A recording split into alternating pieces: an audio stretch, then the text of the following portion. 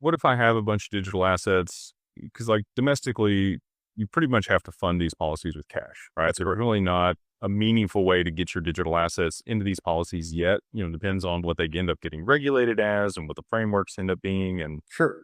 we're still a lot on the table trying to sort through that. But offshore, is that a possibility? Could you actually fund the policy in kind, or is it still going to be a cash contribution? Sure. So it is possible to evaluate that. So one of the ways that we look at that situation is different countries have different qualifications, rules that say, okay, this is real life insurance and you're going to get the tax treatment of life insurance. A US or Canadian compliant policy. So if you live here or have any connection to the United States or Canada, those contributions are going to have to be in cash for you to stay compliant. If you do not require a US or Canadian compliant policy, and you have no nexus to the United States or Canada, it is possible to fund policies what we would call in kind. You have to be very wary. There are ways that things need to be done to satisfy investor control, diversification that needs to occur after contribution and things like that.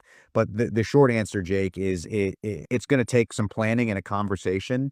But yes, if you do not have a United States or a Canadian nexus, funding your policy in kind with digital assets can be done. There you go. So we work with people globally. We have people from Middle East and UAE, and we've got people, Europe and And it'll benefit them, but it's also subject to change. Like you said, there is so much development and uncertainty around the legislation of cryptocurrency. Is it possible that US folks can be able to fund it with crypto in the future? I can't say that it's impossible. I can tell you that you can't do it today, but it's still important to be aware of the mechanisms because like we said, this is a developing market, developing legislation. It's a new frontier.